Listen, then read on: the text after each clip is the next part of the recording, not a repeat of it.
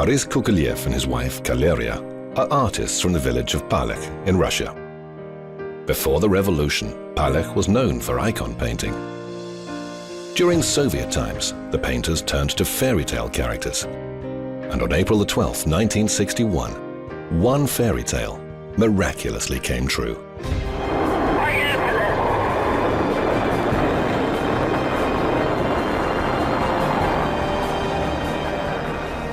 Well, imagine the first human to travel into space. It's such a breakthrough going there. It's huge. The excitement was immeasurable. The artists knew intuitively that a new hero had emerged, worthy of being immortalized by the latest of many generations of painters. The hero who descended from the sky was a simple carpenter's son, Yuri Gagarin.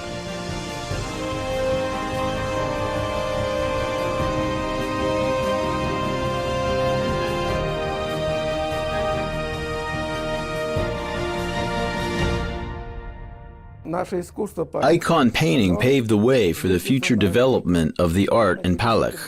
And so we couldn't break with the convention and creative characteristics of our art.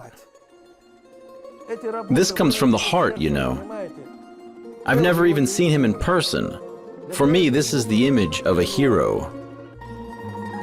If Yuri Gagarin had known that the artists in Palekh were creating a series of paintings depicting him with almost biblical illustrations, it's highly likely he would not have approved. The first human flight into space was seen as a triumph of science. Gagarin himself often said that spaceflight was no miracle, but a direct result of hard work by thousands of people, researchers, engineers, and developers.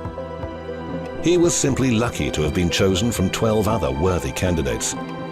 In his own story, though, there is no shortage of miracles, prophecies, and eureka moments. He was being awarded some accolade. There was a reception being held for the occasion. And suddenly he says, "Ladies and gentlemen." At that time in the 60s, we didn't have gentlemen, and we didn't have ladies. We just had citizens, or at the most, we had men and women.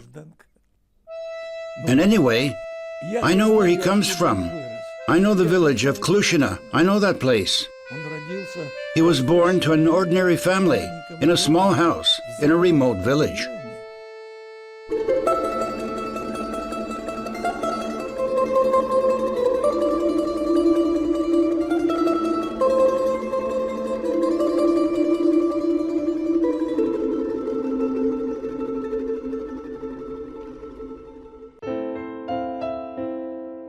Yuri Gagarin was born in 1934, and in 1935, Konstantin Tsiolkovsky, an early pioneer of spaceflight theory, wrote, "I can easily imagine who will be the first human to overcome gravity."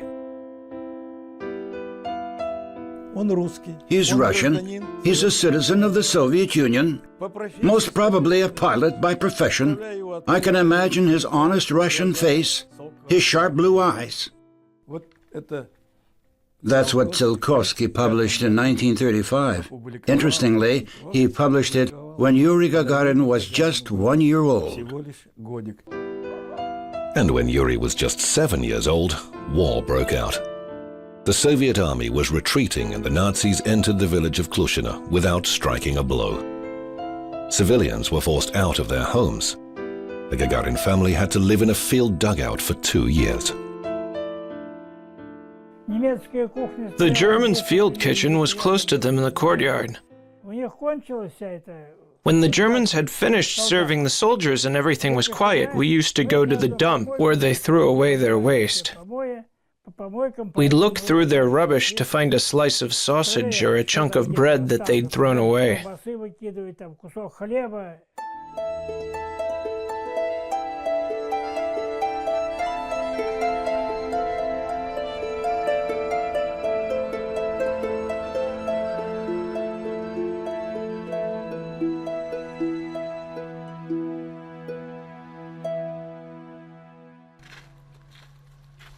According to Yevgeny Derbenkov, the villagers were terrified of aeroplanes. And Yuri Gagarin, the friend who shared his hungry childhood, never even dreamed of flying. One day, though, curiosity proved stronger than fear. He runs up to me and says, "Evgeny, let's go. A plane's landed in the bushes." It had come down in bogland, broken. I get there and Yuri's already inside. I'll never forget what he said. "What took you so long? I'm already flying." That was long before his first real flight. In 1945, after war ended, the family left their village for the town of Gzhatsk, a small town in the Smolensk region that's known today as Gagarin.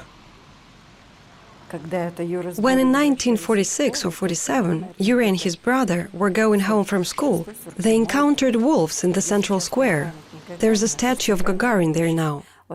So can you imagine how devastated these lands must have been for wolves to come into town? Young boys who lived through the war feared neither wolves nor death. The 12-year-old Yuri Gagarin's favorite game was an unusual variety of dare. He'd take a grenade and he'd pull the pin. It would blow up after 10 seconds and he'd count 1, 2, 3, 4, 5, 6 and then throw it straight up. It would go off in the air like thunder and lightning. Girls liked him. They liked him a lot. They chased after him trying to find the right approach. He was handsome, athletic, a boxer, and played the trumpet. He was the first trumpet player in the orchestra. I used to go to his house and cry, "Give me the trumpet, please, I want to try." Eventually I did get one and became the second trumpet player. With all that going for him, why did model student Yuri Gagarin suddenly drop out of school at 15, leave home, and join a trade school? It may seem hard to understand today, but those who remember the post-war years consider this strange decision quite reasonable. How could we just sponge off our parents? We lived very modestly. One could even say poorly. That's why there were so many people who studied so they could start working. There was no use for reading books or scribbled writing. Foundry work wasn't really Gagarin's chosen occupation. It was the only trade available to teenagers with just 6 years of school behind them. At first, Yuri envied the turners and locksmiths, but eventually he became accustomed to blazing heat and molten metal. So much so that 10 years later, as his rocket caught fire while re-entering Earth's atmosphere, Gagarin would calmly say to his colleagues, "I'm burning up. Goodbye, comrades." He never talked about whether the experience was frightening or not. He just said that when he had been descending and had seen fire through the porthole, it had been a bit scary. "I'm burning up now. This is the end," he thought. Of course, the world's first cosmonaut didn't burn up, and didn't even go mad as psychiatrists had feared. Strangely though, after that iconic orbital flight, he landed on the site where he had taken off for the very first time. And he says, "I know this place. I used to fly here. It's the Saratov Flying Club." He had studied there. He knew all these fields. It's thought that Gagarin joined the flying club while still a third-year student at the Industrial Technical School for no better reason than because being a pilot at the time was seen as cool. Obviously, we were eager to demonstrate that we would start a career in aviation in no time. Then Yuri suggests that we go to a military shop to buy pilot's caps. We went to a dance party, and he had a pretty girl called Ina. She liked him, and he was totally in love with her. Her parents found out about it. They lived in a posh house here. Her father was on the regional parties committee, and he said to her, "Ina, you see, yes, Yuri Gagarin is an A student, but when he graduates from technical school, what are his prospects? He could well become a foreman, but nothing more senior." Despite the smile in every photograph from that time, his friends knew that not everything was going well for Yuri. The girl he loved split up with him, and his aviation career wasn't taking off. They were actually going to kick him out because he was bad at it. He constantly failed to land properly. He couldn't see the ground and didn't know how to land a plane gently without plopping down and breaking the landing gear. They had to give him a number of additional flights and then qualification flights. According to Gagarin's official biography, after his very first flight, Yuri knew that he would become not just a pilot, but a military pilot. He would dart through the clouds in a jet fighter. The reality, though, is a little different. The future cosmonaut's fate was in fact decided by anonymous officials from the Ministry of Education. Yuri and I were going to enroll at the Moscow Institute of Steel and Alloys after finishing technical school. Back then, there was a system. 5% of graduates with distinction could enter university without exams. Well, we wanted to get into university, but the country needed craftsmen, and there were just 15 people in our group. So we were scattered all over the Soviet Union. Yuri had to go to Tomsk, I had to go to Stalino, and so on. We weren't allowed to be in that 5%. That was a turning point. To work with a hot furnace in a Siberian factory, or join the army and fly aeroplanes through clear blue skies. The choice was obvious. Gagarin graduated from the Saratov Flying Club with distinction and was admitted to the Orenburg Air Force Pilot School without exams. He was made a deputy platoon commander. He liked order very much. He liked everything to be just so. Once in winter, everybody was taken outside for morning exercises. "I'm not going, Yuri. I don't feel like it," I say. He replied toughly, "No, you will go. I can see that you're pretending. If you don't go, you will be washing the floors in the barracks." I mean, he wouldn't accept any favoritism.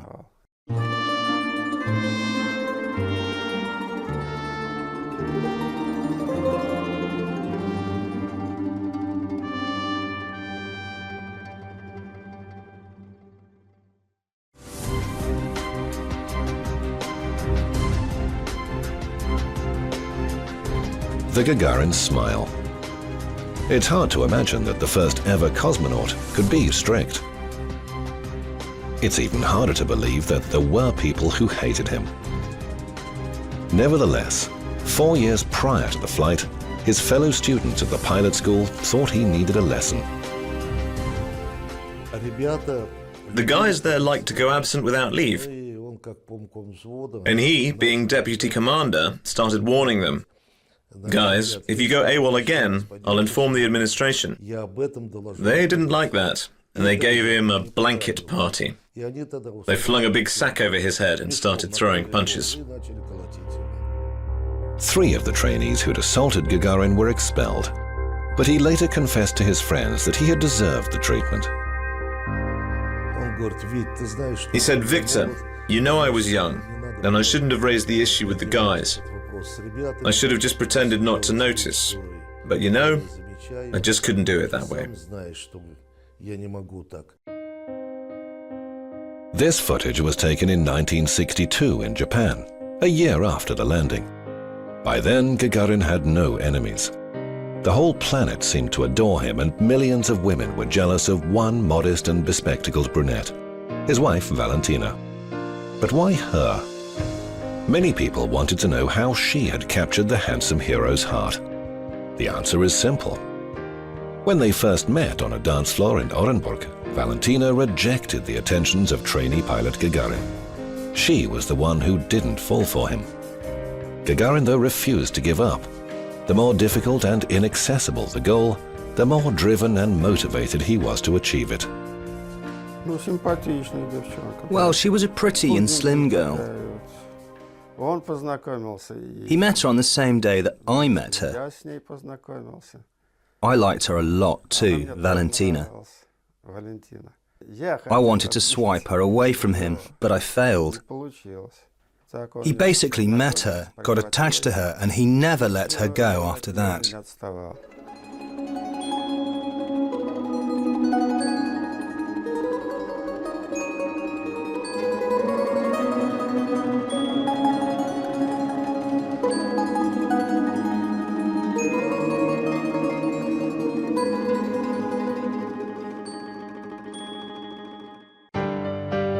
Valentina married a pilot, but Gagarin only ever worked as a pilot for 2 years. When he was offered the chance of a medical examination which would qualify him to start training for spaceflight, Gagarin didn't hesitate.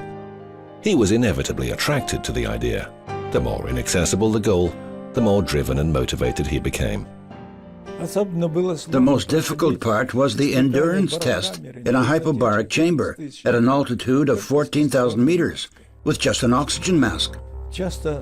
On that test, people often suffered nitrogen boiling in their blood. Things like that are unnecessary and often sift out a lot of talented guys and harm their health. That's why we were outraged. That outrage, by the way, was initiated by Yuri.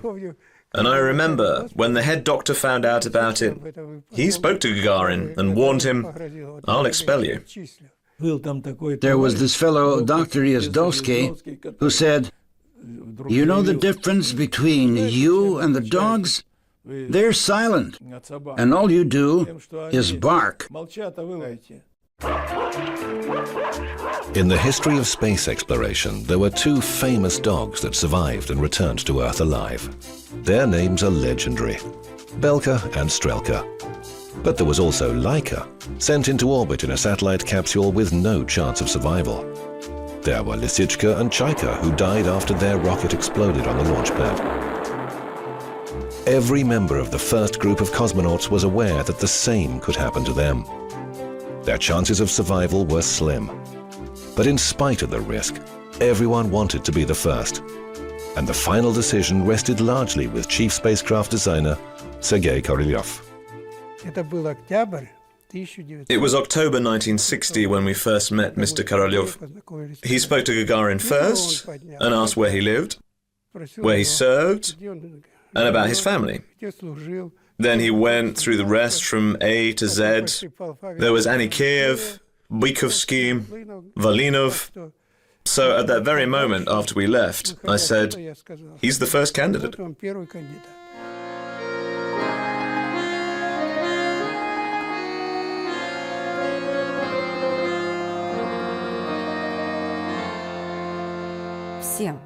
We all thought that he was a test pilot.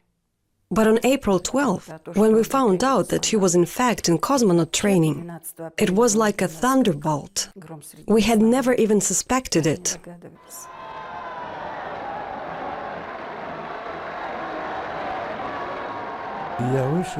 I came out to Revolution Square and barely recognized Moscow. Crowds of people were crying, hugging each other and laughing. I asked, "What's happened? Are you from another planet?" "It's Gagarin. Gagarin went into space."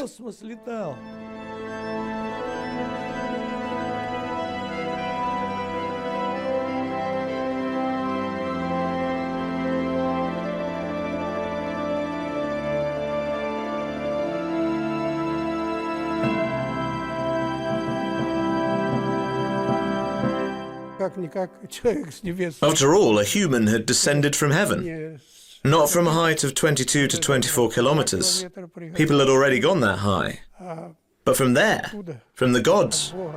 And obviously everyone wondered if he had actually seen God. Gagarin didn't see God, but he was almost treated as a god. He was fascinated by the stars, and he became a superstar that everybody wanted to meet, from the Queen of England to a former roommate. Here and there, people were saying, "He's great, great, really great, mighty." He went where nobody had ever been before. I wanted to ask him a few questions, wanted to have a chat and understand who he was. He might be an alien now. Meanwhile, Gagarin had a message that he wanted to send out to mankind. When he landed, he said that Earth was a wonderful place, and everyone who lives on this planet must unite. All together. And I emphasize that. Unite. Come together to take care of it. The message was for mankind, but it was heard by ordinary people whose priorities were more down to earth. They asked for an autograph, a smile, or for help to feed livestock. My cattle needed a bit of support. I had nothing to feed them. I said, "What about some feed? Can you request that from the government?" And he could get it. I used to get hold of bicycles and, excuse me for saying this, toilets for building sites because the city had been neglected. He arranged proper drainage for the city. All the streets were dug up.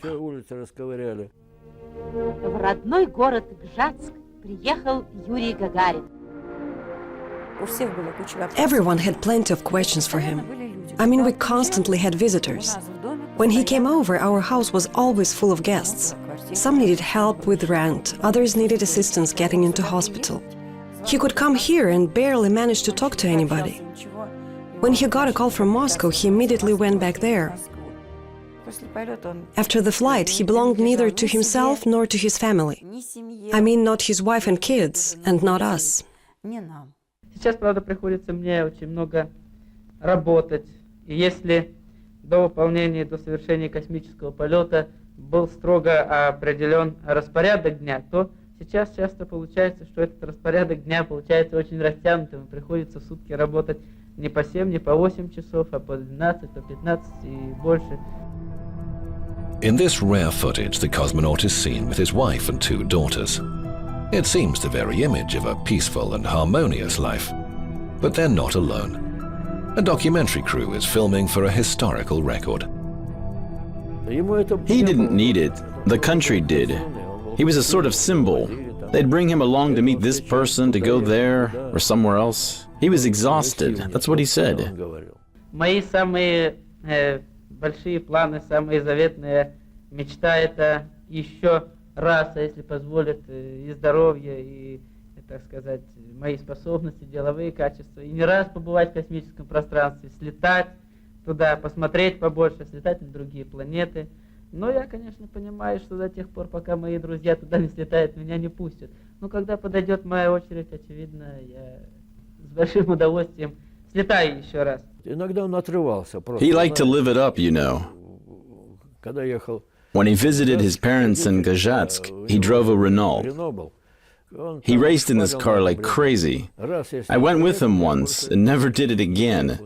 He needed to reduce his stress because he had so much responsibility and maybe the kind of pressure that can make you go crazy. He was only indignant and maybe dissatisfied because he wasn't allowed to fly. They basically put limits on him and he always asked to take a flight. Can I fly a MiG-15? Anything. I just want to fly, all the time. Yes, he used to say, they won't let me fly, they're protecting me. On the 27th of March 1968, on a routine training flight in a regular fighter jet, along with Vladimir Seryogin, an experienced flight instructor, Yuri Gagarin, the world's first ever cosmonaut, despite those attempts to protect him, died.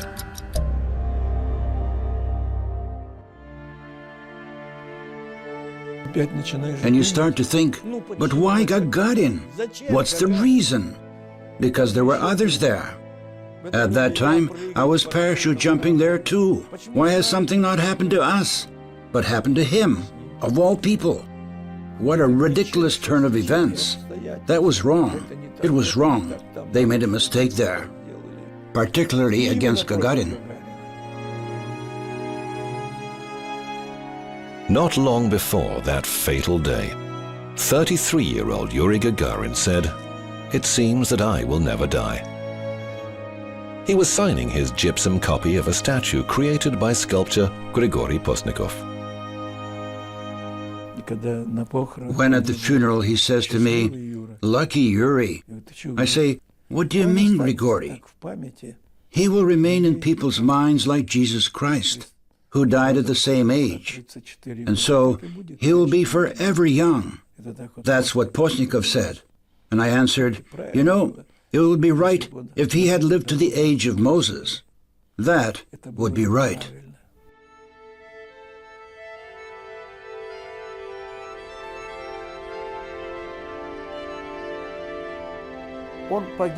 He died, but for us, he is still alive. We have depicted him not on a spaceship, but on a Russian troika. He's driving this troika. We were inspired by the Song of the Falcon. There is a line that goes, "You died, but you will always be the shining symbol, proudly calling for light and freedom."